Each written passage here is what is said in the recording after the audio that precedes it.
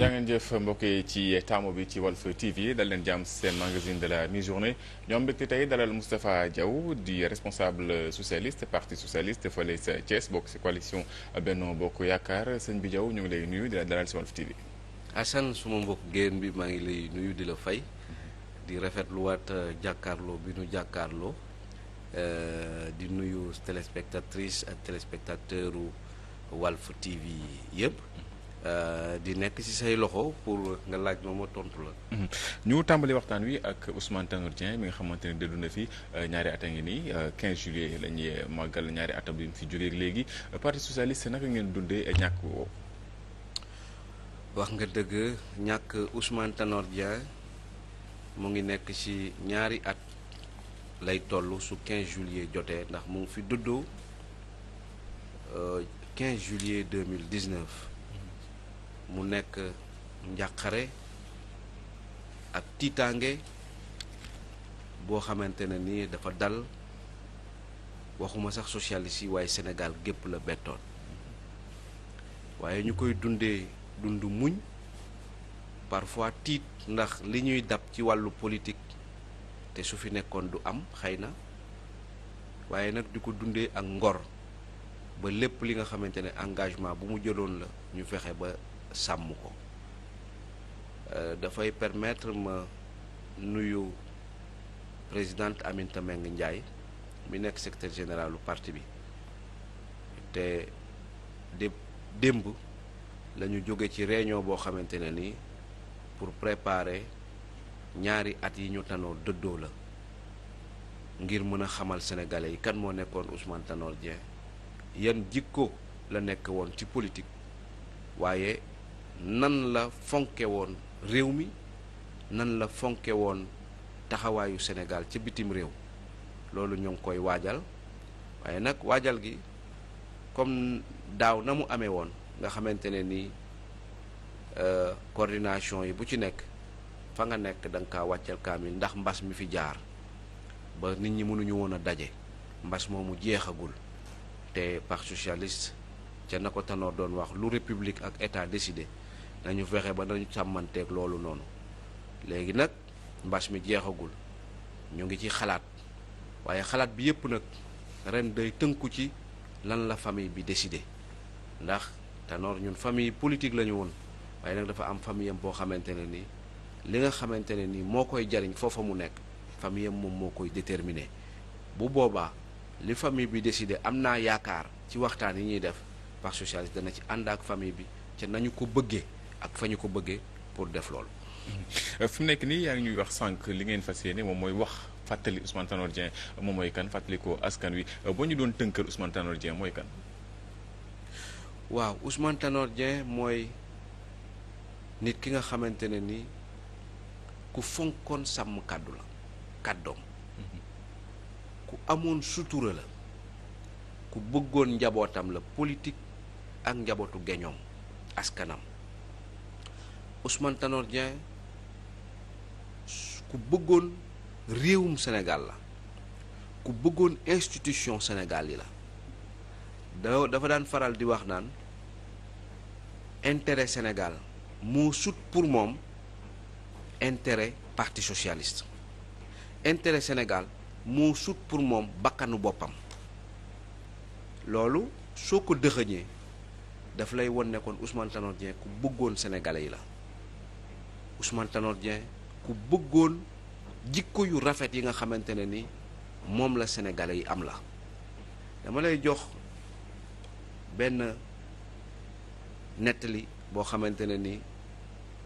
bu jóge woon ci moom la dafa am bés mu jox ma rendez-vous heure ma ñëw heure bu gën a teel boobu bi ma ñëwee ma dajante ak kenn koo xamante ne ni la veille mu ngi ko doon saaga ci presse bi ci ñi ma ñëwee gis naa ne am na lu mu jëflanteeg moom ci wàllu teraanga ma laaj ko ma ne ko ma dugg si ñëwee mu dóor ma ci bopp ne ma telle heure laa la waxoon lu tax nga ñëw avant xoolal ci sutura booba ndax bëgguloon ma gisante ak kooku ma ne ko mais président pourquoi vous faites tout ça mu ni ma àdduna amul solo te li ma gën a yitteel ci suma àdduna mooy su ma fi bàyyeekoo lan lañ may nettali lan lañ may seedeel loolu moo tax nit kooku ñu war a roy ci moom bis bu ne ci ay jikkoom yu rafet ci sutura ak bañ di topp ku koy def lu ñaaw walla lu ko koy wax moom mu doxe ci jikkoom lay doxe ak nit ki bàyyi ak nit ki ak jikkoom waaye nag ñoom ñaar ñu ànd boo xamante ne ni dana ku ci ne da nga yore sa jikko moom muy fexe ci jikkoom ju baax di la andi ci jikko ju baax waaye du la fekk si mukk ci safaan waaye nag dana ànd ak yow ci sutura ak ngor ba nga xamante ne ni ëllëg doo ko mën a waxal baat boo xamante ne ni moom moo ko teg ci sa der mu nekk teetu baat bu ñaaw donc kooku moo nekkoon Ousmane Tanor Dieng liñ ci mën a wax bari na te dañuy bañ catu ko ci foofu mu nekk. alors jéem a roy Ousmane Tanor Dieng moo leen bàyyi si coalition Benno Bokk Yaakaar ba léegi ci kaddu yi nga xamante ne joxe woon na ko moom Ousmane Tanor Dieng ñu jëgmal ay élections locales Sénégal ku nekk di jug ni maanaam yow nga bokk si ñi nga xamante ni candidat nga ci benn gox muy Thiès Ouest. waaw xam nga ba ñu juddoo at léegi ba tàmbali jàng école. ba ñu dalee nekk primaire la ñu amoon yéene di nekk kuy jariñ d'abord ca fa ñu tolloon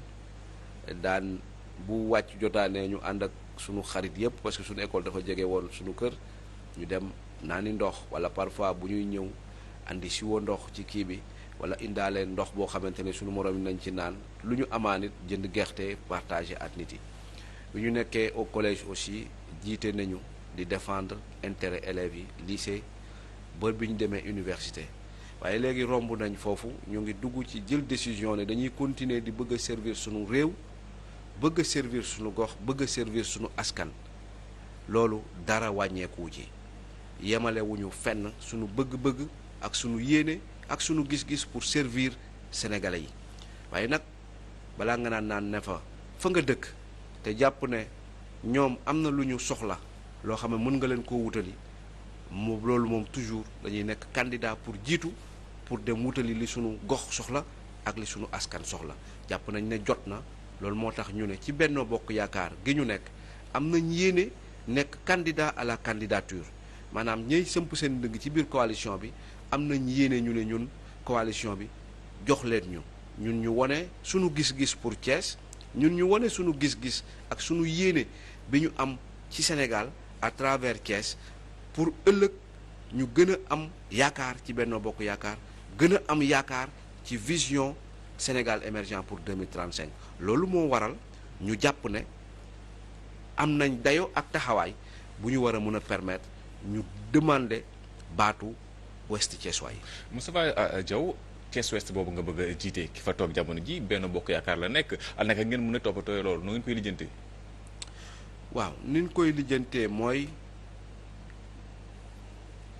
mu nga fa nekk juróom-ñaari at ci ñaari at yi ñu génn la ñu ñëw bokk ci Benno Bokk Yaakaar gannaaw ba seen président di le président Idrissa Seck nangoo tàllal loxo bu ko président de la République tàllal loxo pour ñu bokk liggéey Sénégal muy ndam lu rëy pour Sénégal muy ndam lu rëy pour la coalition Benno Bokk Yaakaar ba loolu amee président de la République daa jël ay cër yu yaatu ak ay responsabilités jox ko président Idrissa Seck ak partem kon nag jàpp naa ku la def teraanga bu yaatu ci Sénégal su la laajee benn teraanga ca biir gox ba nga xamante ne fa ngeen nekk te ngeen bokk ko jàpp naa ne le président Idrissa Seck dina am générosité pour régler équivoque boobu nga xamante ne ni war na mën a am ci biir coalition bi loolu jàpp naa ne lu yenu maanaa la ndax Thiès ñetti commune ñoo fa nekk ak ville bi ak département bi loolu yépp ci loxool ñi nga xamante ne ni ñooy parti réew mi ñoo ko yor te le président Macky Sall am na lu mu leen jox loo xamante ne ni xëy na moo ëpp dayo fuuf ñoom li ñu yor kon jàpp naa ne nag su loxoy Kajoor dafa war a weesaloo lii may wax ni dama koy wax ci cadre Benno Bokk Yaakaar ndax ci laa bokk te am naa ci baat kon nag loolu moo mën a régler le problème de Thiès suñu bañee yenn difficulté yi xaw a yàq cere ji loolu man moo ci suma xalaat te defe naa ne moom mi nekk maire dana ko comprendre ndax dañ ko jël jox ko te defe naa ne buñ nee dañoo war a jël jox keneen du ci war a mun a am benn problème. Moustapha Diaw bu fekkee da ngaa bëgg a jiite Thiès Ouest daa fekk kon ki fa nekk deful liggéey bi ñu ko fa tegee. duma ko waxee noonu ndax bu dee benn guddi sax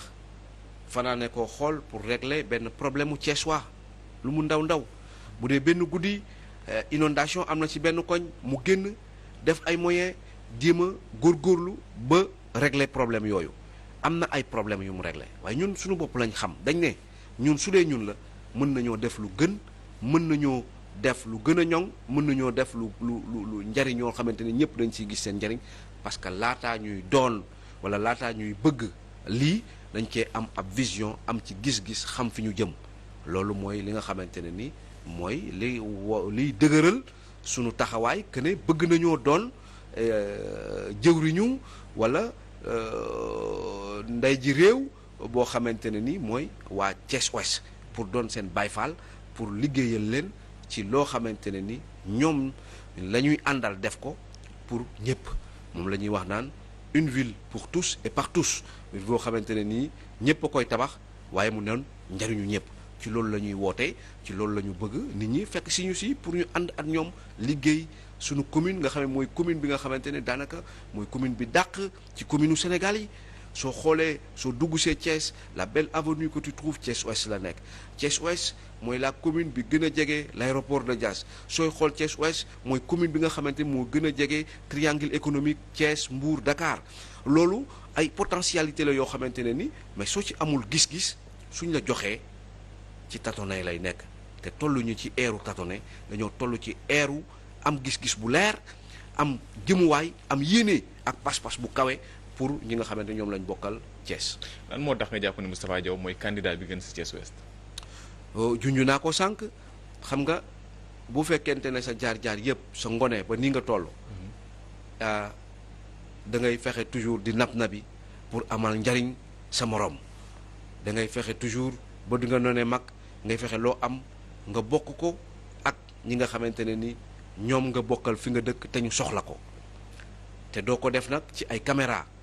doo woo presse doo kii da ngay dugg nuitamment ci kër jàmbur nga dimbali kooku noonu ngeen xamante ngeen saafoo mu xam ne yow uute nga at ñeneen ñi parce que ñeneen ñi ku ci am kilo ceeb fukki kilo ceeb ñaar fukki saaku nga woo mbooloo mu toll ci téeméeri nit séddale leen ko ku nekk ñaari kilo la ciy am wala kilo ceeb wala benn kii suukar nga def ko ci presse bi daanaka jàpp naa ne loolu nekkul te Thiès yi ràññee ci nañ ci loolu xàmmee nañ loolu léegi ñi leen di utiliser nun nag uute nañ ak ñooñu ñun ci discrétion la ñuy dox parce que jàpp nañ ne ci suñu passé xëy na suñuy waajur am na bés boo xamante ne ni soxla nañ ku leen jàppale te ci ni ma leen xamee ko famille yu Thiès yi am na ñu bari ñoo xamante ne ni du ñuy dem te soxla nañu yooyu ndimbal te man ci boobu wàll defe naa ne bar naa ci bay naa ci suma waar ba nga xamante ne ni tey am naa yaakaar ne su ma taxawee ne man la danaa mën a taxawal taxawaay bu wér Benno Bokk Yaakaar ba ëllëg ñuy continuer di garder les communes ba ëllëg sunu nawle yi ñuy politigal te ñu bokk ci beneen côté duñu gañee duñu yay duñu na ko xale yi di waxee duñu mbëllee ëllëg que ne coalition bu mag lañ yore waaye gañewuñu parce que ñeneen ñi ñoo gañe loolu nag man dama koy dawal sama coalition loolu moo tax ma jàpp ne j'ai le meilleur profil pour Thiès Ouest. ñu des ci coalition boobu Benno Bokk Yaakaar ci nga bokk ki jiite coalition bi di njiitu réew mi Macky Sall di wax ni bëggul dégg waxu liste wala waxu liste parallèle nañ ko bàyyi moom mu tànn xool waxtaan ak ñi nga xam ne ñoom ñooy war a jiite teewul déclaré nga sa candidature ñeneen déclaré nañu ay candidature dafa mel na ñu nekk ci coalition bi dégluwuñu njiit li. waa déedéet xam nga kon déggeenu xëy na presse bi moo xaw a uute. man ba tey ak ñi bokk Benno Bokk Yaakaar déggoo kenn ku waxu liste parallèle liste waxu candidat ci biir Benno Bokk Yaakaar la ñuy wax kon liste parallèle moom bu dee loolu rek la ñëpp ñu ngi respecté vision ak gis-gisu parti président de la République. boo nee candidat la candidature Benno Bokk Yaakaar mën nañ ko comprendre ñu jël quelqu'un comme Adama Faye bi ne boo ko nangul bu parti bi wala coalition bi investirul ma investir sama liste ku mel ni Mary Teuw Niane ne sama candidature c'est irrévocable alors que Mansour Faye nga fa ak ñeneen ça veut dire que ñooñu noppi nañ te wane nañ ni bu ñu leen fa tegul ñu tegal seen bopp. waaw loolu man xam nga dinaa def confiance président de la république ci choix yi mu war a def ñooñu di déclarer wu am nañ légitimité bëgg waaye nag àgg ci suñu deful bu dul man soo leen toppul suma ginnaaw du ma topp ci ginnaaw kenn kooku yaa ngay indi ay difficulté parce que ña ngi ko sekkal suñu amee fulla ak fayda ne comme yow nee nga buñ topp sa ginnaaw doo topp suñu gannaaw ñoom it dañuy andi mën nañoo bañ ne duñ topp sa ginnaaw jàpp naa ne président de la République bi muy wax li muy wax xam na li tax mu koy wax waaye pour moytu jafe-jafe yi nga junju sànq que ni kii di wax lii kii di wax lale ñoom it balaa ñuy jël décision nañ déglu base bi def ay enquêtes yu wóor yu solide ba nga xamante ne ni choix ba ñuy def base ba muy citoyens yiy voté danañ leen topp ci citoyens yi ci tànneef bi ñu tànn ñoom parce que suñ ko deful bu boobaa nit ki nekkul nit ki ñoom tabb moom la ñu weddi waaye dañoo weddi baatu kilifa te baatu kilifa nag mu toll ne président de la république ëpp na au niveau local ñuy ràññee ne nit ñi ànduñu ci loolu nag moo waral kon ni mu war a defee mooy nañu déglu base bi xool les réalités xool les personnalités xool ku ci nekk lan nga jotagum yor nan nga ko doxalee bu ko defee mën na noo seet candidat boo xamante ne ni dina am adhésion populaire ndax li ñu war a bàyyi mooy ndax damaa nekk député wala damaa nekk ministre wala damaa nekk directeur général man maa war a jiite déedéet loolu ci séddoo ay gor nekkul loo xamante ne ni lu jub la lu baax la parce que su fekkente ne yow am nga cër ba pare ña la àndaloon di la buux ba nga yore cër boobu beneen cër ñëw nga ne man maa ko war a jëlaat loolu du ànd ngor te am na ñoo xamante ne seen dignité danañ ko sauver danañ ko préserver danañ ko xeex pour garder ko te parti socialiste ba àdduna di tukki dignitéem du ko jënde ak dara te ci boobu disposition la xëy na ñu bari nekk ba nga xamante ne ni li ñu bëgg mooy du décret mooy fal maire du décret mooy choisir maire ay population ñooy fal seen maire pour mu nekk seen ndey ji réew nekk ki nga xamante ne ni moom moo leen di defal li nga xamante ne ni loolu moo gën ci ñoom te jàpp naa ne loolu les leaders muy le président Macky Sall la présidente Aminata Mbengue Ndiaye président Moustapha Niasse président Idriss Seck ak ñi nekk ci Benno bi yëpp dinañ ci tenir en compte ba nga xamante ne ni ëllëg danañu gagné ba nga xamante ne ni victoire yi ñu daan am bu guddi élection jotee le Benno Bokk Yaakaar mën kaa continuer di am loolu mooy yéene bi. tey est-ce que ñoom responsable national yooyu jotul ñu génn seen loxo ci liste yooyu ndaxte ay élection locale soppi nañ ñi nga xamante ne noonu la ñuy fale suffrage universel direct la askan wi dañuy fal tête de liste bi directement mu nekk maire est-ce que jotul ñu bàyyi askan wi base bi ñu tànn confectionner seen liste que ñoom ñu siy dugal seen loxo. waaw loolu la wax sànq nañu déglu base bi waaye nag comme maire bi day nekk koo xamante ne nii ku moom day nekk tête de liste ñu xam ne kii la ñu war a woteel loolu moom ay la yéwén war na noo xool def ay enquêtes yu wér def ay arbitrage yu sincère bañ a xool parti bañ a xool que ne naa dooleel tel parti naa ñëwal doole beneen parti dañuy def arbitrage yu sincère après des enquêtes précises après waxtaan ak gëstu ak xool dayo nit ña fa nekk ndax am na ñoo xamante ne nii seen personnalité ak seen dayo du lu ñu liggéey wala du ne ci ñoom waaye dafa nekk loo xamante ne ni décret ak bëgg-bëgg ak nammeelu président Macky Sall moo leen ko jox maintenant personnalité ak personnage ñaar yu ñu war a ràññee la dayo du décret koy joxe dayo du ak pal boo xamante ci benn nit la jógee moo koy joxe dayo ci nit ki lay doon gis-gis ci nit ki lay doon waaye kenn du la ko jël di la xalaatal di la dugalal sa bopp yow yaa war a am sa xalaatu bopp ak fi nga bëgg a jëm ba pare nga woo nit ñi ñu topp la si waaye du benn nit mooy ñëw na la lii laa yow rek yow laa bëgg nga doon maire te amoo ci gis-gis amoo ci xarañte amuloo ci engagement boo xamante ne ni bëggoon nga kaa doon sax bu boobaa buñ la ko joxeet doo ca def loo xamante ne ni dana doon ndam pour ña nga ko sëkkal dana doon ndam pour kala tànn te loolu yéene wuñ ko coalition bi yéene wuñ ko le président de la république yéene wuñ ko leader yi nga xamante ne ñoom ñoo ko wër donc kon nañu déglu base bi nañu gis li nga xamante ne ni loolu moo war a nekk pour ñu mën a def des choix yoo xamante ne ni dinañ am adhésion populaire askan bi yëpp dinañ ci ànd. yaa ngi wax sànq nomination bokk na si li tax Thiès nar metti ci élection 2022 yi ndaxte boo limee Ndeye Tické Ndiaye Yankhoba Diattara Pape Amadou Ndiaye mën nga lim Habib Niang entre autres responsables yoo xamante ne ñu ngi foofu ak Talla Thiès Talla Sylla maire de ville ñooñu ñëpp ak dayoo gi ñuy am poste yi ñu am portefeuille yi ñu am. naka ngeen di jàkkaarloog ñoom dina metti si yéen. waa da nga koo wax da nga ne 2012 ak léegi 2012 ba 2022 daanaka ñi nga lim ñëpp am nañ des postes de responsabilité. te amul benn soit ministre lañ benn socialiste bu ñu fal 2012 ak. absolument léegi soit ministre lañ soit directeur général lañ soit leneen lañu loo xamante ne ni ci décret la jógee. waaye parti socialiste ay la yéwén amagul.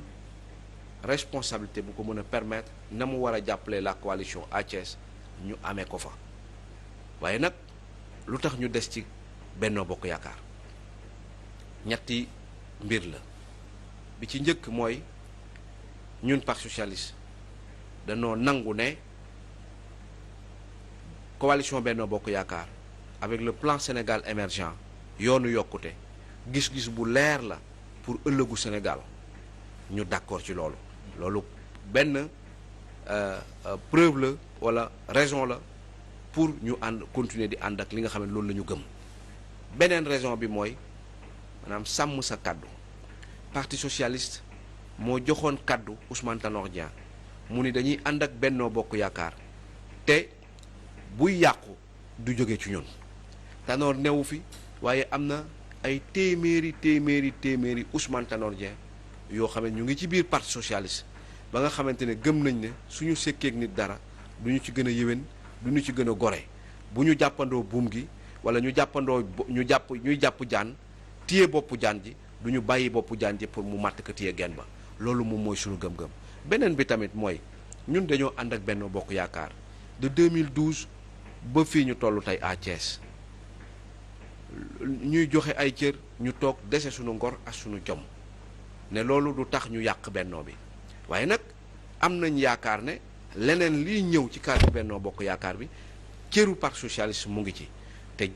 am nañ gëm-gëm ak yaakaar te danañ ko xeex wuti cër boobu bu ñu ko Benno Bokk Yaakaar nangulee danañ ko wuti waaye dinañu am jom ak fulla ak fayda ba nga xamante ne ni lii nga xamante jàpp nañ ne moom nañ ñoo bokk nañ ci danañ ci dem jëli li nga xamante mooy suñu wàll.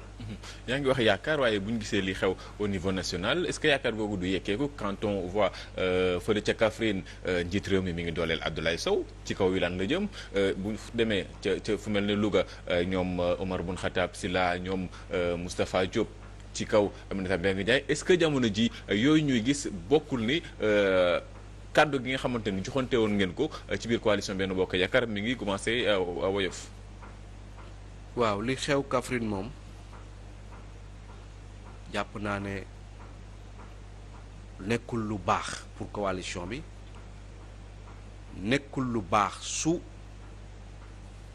anto nekkul lu baax pour gis-gis bi socialiste yi war a am ci parti ci président de la république nekkul lu baax it ci coalition bi ca Benno li ma doon wax sànq mooy dayo du ndomba tànk koy joxe dayo du ay milliards moo koy joxe dayo ci nit ki la ak bëgg-bëgg ak yéene ak gis-gis bi nga am ci sam réew ak ci sa dëkk ak sa gox te ku ne xam na ne Abdoulaye Wilane ay défauts ak ay qualités comme ñun ñëpp ku bëgg Kaffrine la ku bëgg waa Kaffrine la ku bëgg région de Kaffrine la ku bëgg coalition bi jub la ku bëgg coalition bi am ay ndam la waaye nag lii nu koy commencé di ko teg di ko bundu xataal te man gëw ma sax ne le président comme ni nga ko waxee moom mooy dooleel Ablaye Sow pour mu dal ci kaw Wilane man de ay la yéwén gëw ma loolu parce que jàpp naa ne Wilane joué na rôle yu am importance ci coalition bi joué na ay rôle yu kenn mënta njortu ci diggante parti socialiste ak le président Macky Sall. loolu nag suñu fayee naar bu xoromam duñu ko nangoo teg loo xamante ne ni lii mu yore ak yéeneem bi mu am dañ koy gàllankoor ba du ko mën a mottali ci waa Kaffrine. Abdoulaye Sow, quand on voit trajectoire am ni mu gaawee des 2-3 dernières années fi mu jógee ak fi mu toll ci wàllum politique ci wàllum poste yi nga xamante ni njiitu réew mi jox na ko xam nga ni renforcement am na foofu renforcement bi li ko waral ak li ko warul ça c'est autre chose ndax pour mu xeex wi daan la ou pas ça c'est autre chose mais renforcement am na te moom wane na ay ambition am te ni mu xew foofu xew na noonu ci yeneen gox yoo xamante ni mi ngi ci est-ce que jàpp ni ngeen jàppee yéen socialiste coalition bi que ni seen kàddu gi ngeen ko joxee dara du tax ngeen teggi ko est-ce que ñeneen ñi nga xamante ne ñu ngi ci biir coalition bi ànd boobu lañu ànd ak yéen. waa xam nga nit ku nekk li may wax sànq ci Tanor mooy nit ku nekk jikkoom lay doxee ñun parti socialiste suñu jikko la ñuy doxee muy sàmm suñu kàddu gi ñu joxe mais nag ci avancement Ablaye Sow mënoon naa ci noppi mais tamit dama bëgg a dëggal que ne li mu am ku ne gis na ne liggéeykat la nag quoi qu'on puisse dire parce que fi mu jaar yépp def na fa ay résultats ba fii mu àgg tey ci politique le président Macky Sall jox ko confiance pour mu mën a liggéeyal askanu Sénégal yépp pas li mu jël wala li ñu ko jox mu jël yépp bëgg koo xëpp Kaffrine pour xeex partenaire am wala koo xamante ne ni seen ñaari parti dañoo ànd waaye nag li mu am moom ay la yéwén lu mu mérité la parce que ci ay résultats la ko le président Macky Sall tànnee ba jox ko li mu ko jox bu ñuy wax aqulay taala la ñuy waxee loolu moo tax du ñu segg ay réponses. ñu jeexalee si lii Moustapha Diaw jamono ji coalition Benno Bokk Yaakaar mi ngi tàng si gox-goxaan yu bëri ndax ñu bëri ñu ngi déclaré ndoo ci yenn poste yoo xamante ni poste maire ñu bëgg koo jëlandoo à côté l'opposition cherche à teg li nga xamante moom mooy une coalition bu yaatu ndaxte ténor yi ñaaraka jamono ji ñu ngi daje si ay coalition yoo xamante ni yu ndawaan yu ñu bëgg a dajale est-ce que jamono ji li daloon Abdoulaye Wade ak régime am en 2009 wala li leen dal en 2014 ba ngeen perte lu toll ak presque communes yi nekk Dakar yëpp naru leen dal ci atum 2022. déedéet ñaari contexte yi bokkul les acteurs ci nañu ànde woon bokkul. bii nii soo xoolee ci taarixu politique bu Afrique amul genn kuréel gu ay parti yu bari bokk gu am dund gu yàggee ni Benno Bokk Yaakaar yàggee loolu mooy firndeel ne contexte yi bokkul et que ne la jeexaloon Ablaye Wade mënta jeexal li